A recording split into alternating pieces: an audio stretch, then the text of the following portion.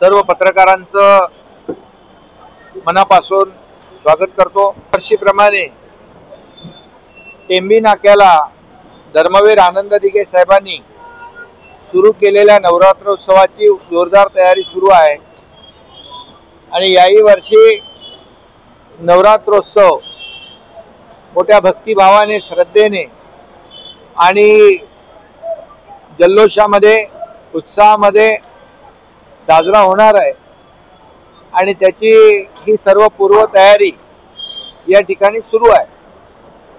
खरं म्हणजे धर्मवीर आनंद दिघे साहेबांनी सुरू केलेला हा नवरात्रोत्सव हा फक्त महाराष्ट्रात नाही, देशात नाही तर जगभरामध्ये याची कीर्ती पसरली आणि आपण देशात जगभरात कुठेही गेलात तरी अंबे मातेची जी जो फोटो आहे, जो मुखवटा आहे, तो आपल्याला पाहायला मिळतो। तो या आपल्या टेंबी नाक्याच्या दिघे साहेबांनी सुरू केलेल्या देवीचाच मुखवटा आहे, तोच आपल्याला सगळीकडे पाहायला मिळतो आणि त्यामुळे या टेंबी नाक्याच्या अंबे मातेचं जे महात्म्य आहे, ती काही सर्वदूर पसरलेली कीर्ती आहे की आपण पाहतो आणि वर्षागणिक दरवर्षी या उत्सवामध्ये भर पडत असते। आता यावेळेस चार धाम जे आहेत त्याचं एक संकल्पना डोळ्यासमोर ठेवून हे मंदिर उभं राहत आहे। तामिळनाडू मधलं बृहदेश्वर शंकराचं मंदिर या ठिकाणी उभं करण्याचा संकल्पना या ठिकाणी मांडलेली आहे आणि आमचा अमन विधाते हा कार्यकर्ता आमचा आणि तो या ठिकाणी त्याच्या मार्गदर्शनाखाली हे सर्व सजावटीचं काम होत आहे आणि दरवर्षी आपण पाहतो की काही ना काही आपल्या देवी भक्तांसाठी नवीन विषय घेऊन, नवीन मंदिराचा असेल जे काही नवीन विषय आहेत ते धरून आणि धार्मिक आणि अतिशय लोकांना काही ठिकाणी पोचता येत नाही, चार धाम असेल आणि मग अशा ठिकाणी टेंबी नाक्याला येऊन त्यांना दर्शनाचा लाभ होतो आणि म्हणूनच दरवेळेला आपण वेगवेगळ्या सजावटींच्या माध्यमातून टेंबी नाका नवरात्रोत्सव या ठिकाणी अंबे मातेची भक्तिभावाने सेवा करताना आपण पाहतो। खरं म्हणजे हा उत्सव दिघे साहेबांनी 1978 साली सुरू केला आणि त्याचं महात्म्य दरवर्षी वाढत गेलं आणि अनेक लोक इथं नवस फेडण्यासाठी येतात। म्हणजे नवसाला पावणारी देवी म्हणून देखील या नवरात्रोत्सवाचं, या अंबे मातेचं महात्म्य जे आहे आणि महत्व अधोरेखित झालेलं आहे।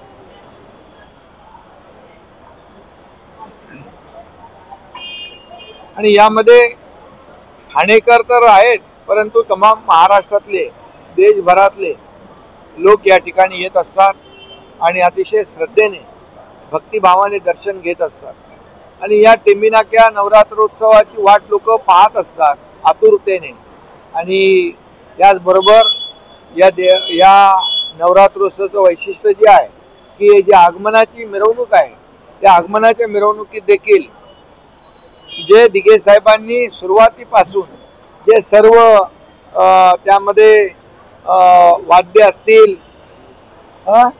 सर्व जे काही आपण पाहतो या मिरवणुकीची शोभा वाढवायला अगदी आदिवासी पाड्यातून देखील, ग्रामीण भागातून देखील लोक येत असतात आणि त्यांचं वाद्य वाजवत असतात, नृत्य करत असतात आणि त्यामुळे दरवर्षी न चुकता या मिरवणुकीमध्ये सामील होत असतात। मिरवणूक बघण्यासारखी असते, ठाणेकर त्याची वाट आतुरतेने पाहत असतात आणि त्याचबरोबर विसर्जनाची मिरवणूक देखील अशाच प्रकारची भव्य दिव्य असते आणि हे सर्व जे काय देवीचं वैशिष्ट्य जे आहे, महात्म्य जे आहे हे सर्वदूर पोचलेलं आहे। अनेक लोक इथं देवीची सेवा करून या ठिकाणी येणाऱ्या देवी भक्त जे आहेत, आपले अंबेमाचे भक्त आहेत, त्यांच्या देखील इथं होणारी गर्दी, त्याचं नियोजन करणं, या सगळ्या गोष्टीमध्ये जातीने लक्ष घालणारे कार्यकर्ते या ठिकाणी काम करताना आपण पाहतो, मेहनत करताना आपण पाहतो. आणि त्यामुळे या देवीच्या कृपेने अनेक कार्यकर्त्यांना मानाची पदवी मिळाली.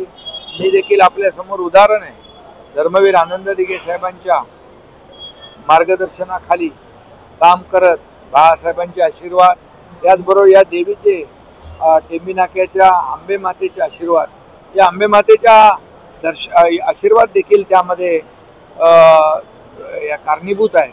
आणि म्हणूनच अनेक लोक, खासदार, आमदार, सगळे पदाधिकारी या देवीची सेवा करत असतात, गाडा ओढत असतात. आणि त्याचबरोबर या 9 दिवसामध्ये अनेक लोक, विविध क्षेत्रातले मान्यवर या ठिकाणी आवर्जून दर्शनाला येत असतात. या ठिकाणी खुद्द हिंदुहृदय सम्राट बाळासाहेब देखील येऊन गेले. अनेक लोक, अनेक विविध क्षेत्रातले लोक, मान्यवर लोक या ठिकाणी दर्शनाला आवर्जून येतात. हे वैशिष्ट्य या देवीचं आहे. आणि म्हणूनच मी सर्व कार्यकर्त्यांचं देखील मनापासून अभिनंदन करतो. सगळे आपले जे ट्रस्टी आहेत त्यांचंही अभिनंदन करतो.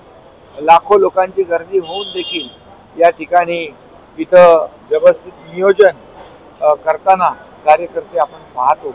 आणि म्हणून या देवीच्या कृपेमुळे सगळ्यांचंच चांगलं झालेलं आहे. आणि मी आपल्या आंबे मातेकडे हेही साकडं घालतो की महाराष्ट्रावर येणारी सगळी अरिष्ट संकट दूर होवोत, देशावर येणारी अरिष्ट संकट दूर होवोत. आणि या महाराष्ट्रातला बळीराजा जो आहे, बळीराजा आता बऱ्याच ठिकाणी अवकाळी पावसाने नुकसान झालेलं आहे. बळीराजाच्या मागे नेहमी शेतकऱ्याच्या मागे सरकार उभं राहिलेलं आहे. याही वेळेस शेतकऱ्याला आम्ही वाऱ्यावर सोडणार नाही. पण त्याच्यावरची संकट अरिष्ट दूर होऊन त्याच्या जीवनामध्ये सुखाचे, समृद्धीचे, आनंदाचे दिवस येऊ द्या. लाडक्या बहिणी, लाडके भाऊ, या महाराष्ट्रातली तमाम जनता, या महाराष्ट्रातल्या तमाम जनतेच्या जीवनामध्ये चांगले आनंदाचे, सुखाचे, समृद्धीचे दिवस येऊ दे. त्यांच्या कष्ट, अरिष्ट, संकट दूर होत अशी मी प्रत्येक वेळेला जिथं जातो तिथं प्रार्थना करत असतो. आणि आजही मी देवीकडे तीच प्रार्थना करतो.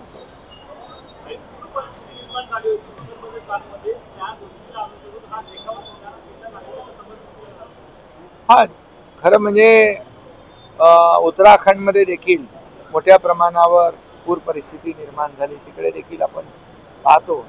एकदा तर जेव्हा केदारनाथला मी स्वतः गेलो होतो मागच्या वेळेस, आणि ते तिथलं सगळं वाहून गेलं.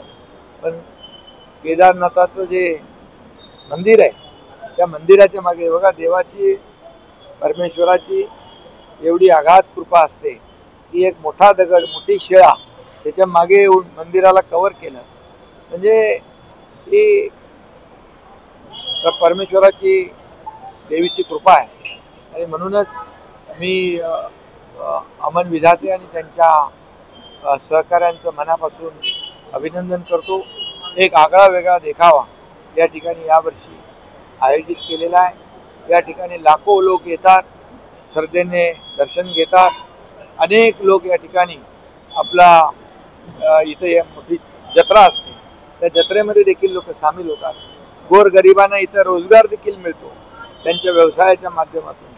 आणि म्हणून अनेक लोकांचं जीवन चरित्र आणि त्यांना काही ना काही लाभ या नवरात्रोत्सवामुळे मिळत असतो.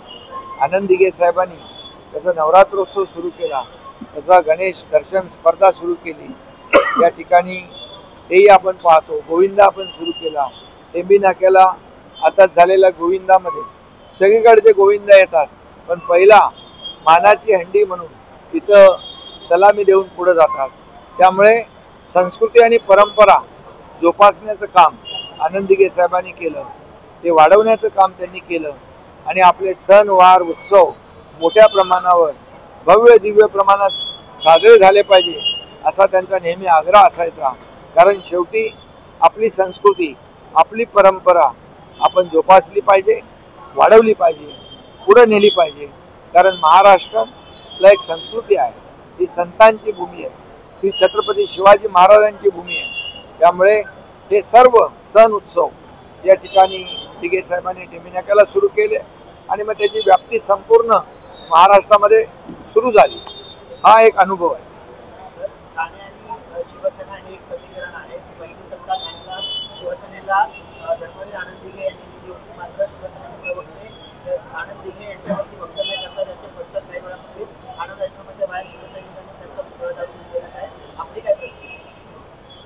धर्मवीर आनंद दिघे साहेबांच्या कामाची, कार्याची उंची मोजण्याचं काम आणि पाप कुणी करू नये. कारण आनंद दिघे साहेबांनी जे जीवन समर्पित केलं ते फक्त आणि फक्त सर्वसामान्य लोकांसाठी. आणि म्हणून बाळासाहेबांवर देखील त्यांची आगाध श्रद्धा होती. बाळासाहेबांनी सांगायचं आणि दिघे साहेबांनी ते पूर्ण करायचं, एक समीकरण होतं.